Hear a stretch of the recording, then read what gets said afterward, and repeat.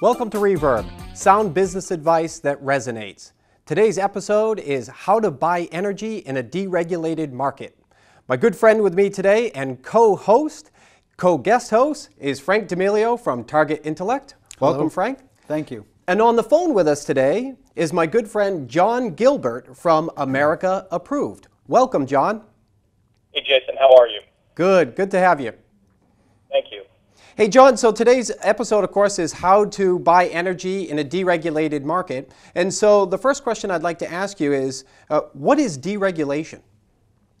Well, Jason, the objective of deregulation is to offer energy customers a greater choice, both among suppliers and services.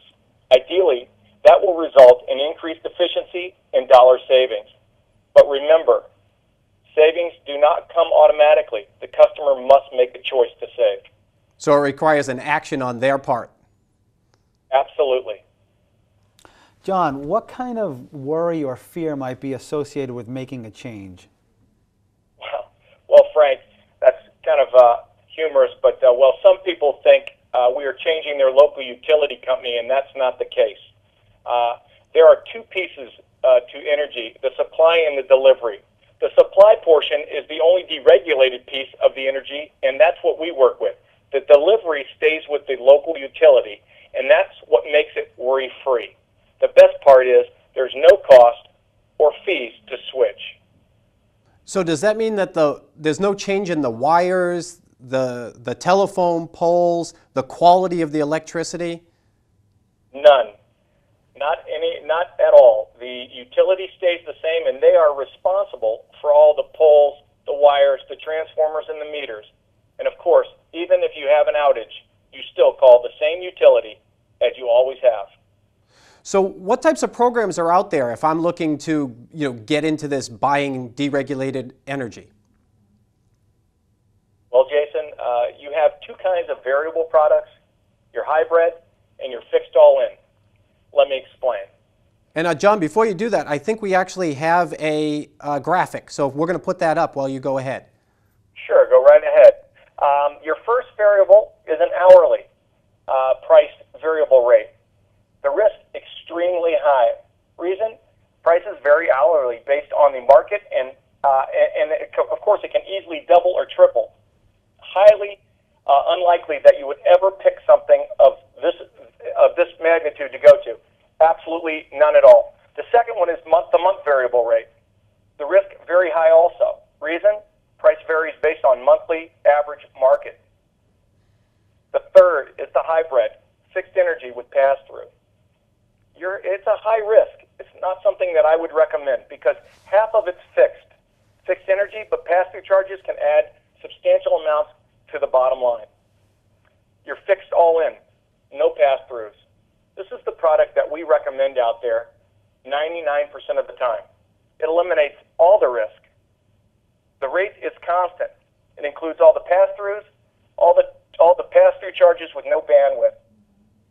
Again, I believe that you're looking at that same slide. Most businesses lack the time, the expertise, and the tools to track the energy market and make good purchasing decisions. Businesses today rely on experts. Yeah, that's a good point. When it comes to complex transactions. So you should, when it comes to purchasing energy, rely on an expert also. Yeah, that's a good point, because if we're all wearing a lot of different hats trying to run our business, then buying energy is probably not one of them for sure. Absolutely. So John, you gave us a number of different options. How would I know which one was best for me from a consumer's perspective? Well, Frank, that's where organizations such as America Approved Energy Services come in. We evaluate your usage by going over your bills and educate you on how to cut your costs without the worries. And again, it's free. So you just rely on the experts. So what would you say? I think we also have another graphic of the market trend of the cost of where electricity is today. Maybe we could pop that one up there too. And John, I think that one that you sent up has the electricity prices certainly dipping down, but now they're on their way back up. Is that true? Absolutely. key factors that affect the price of electricity? Well, I mean, there's quite a few. You have fuel price fluctuations, new plant construction, environmental issues, natural disasters, political instability, congestion charges, regulations, speculation, inflation. I mean, that's what makes the market so volatile. Of course, you've got consumption and demand on the rise. Emerging countries are lighting up. I mean, we all know this. That's going to place enormous price pressure on the fuels used to generate the electricity. Those are a few of the key factors. And I think also right now, I think inflation is one that you just said. I think I recently heard, did you hear this, Frank, too, that we've pumped in about double the amount of paper money into... Printing money, absolutely. So I guess inflation's coming. Absolutely. So John, it sounds to me like the market is highly volatile. Is that correct? Absolutely. The electricity market is 10 times more volatile than the stock market. Wow. Just demand alone is forecasted to grow 30 to 40% over the next 8 years. I mean, of course, as I said, the environmental issues, the load and seasonal variations, local climate, hurricanes, land and sea that disrupt fuel deliveries. I mean, just to name a few. So John, America Approved is an energy broker, and there are many other brokers that are out there. How do you go about choosing an energy broker? What should I be looking for? The first thing you want to look for is you want to make sure that they're licensed or bonded. In some states, a license is not required, but in all states, they need to be bonded. Ask them. Ask to see if they're bonded or ask to see if they're licensed. Get with a brokerage firm that can educate you if needed. I mean, you don't want to get with somebody that if you're asking questions, they just don't have the answers.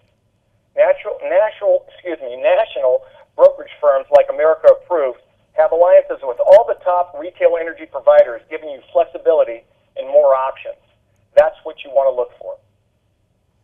That flexibility just gives you more options based on your situation and your environment. Absolutely. John, could you do me a favor and just kind of walk me through the process of making the decision, the buying decision from A to Z? What would it look like from my perspective? It's simple. Simple as 1, 2, 3. You sign a letter of authorization known as an LOA, giving the broker authorization to discuss your usage with the utility. What you would do is you would fax that in with your 3 most recent electric bills, and that starts the process.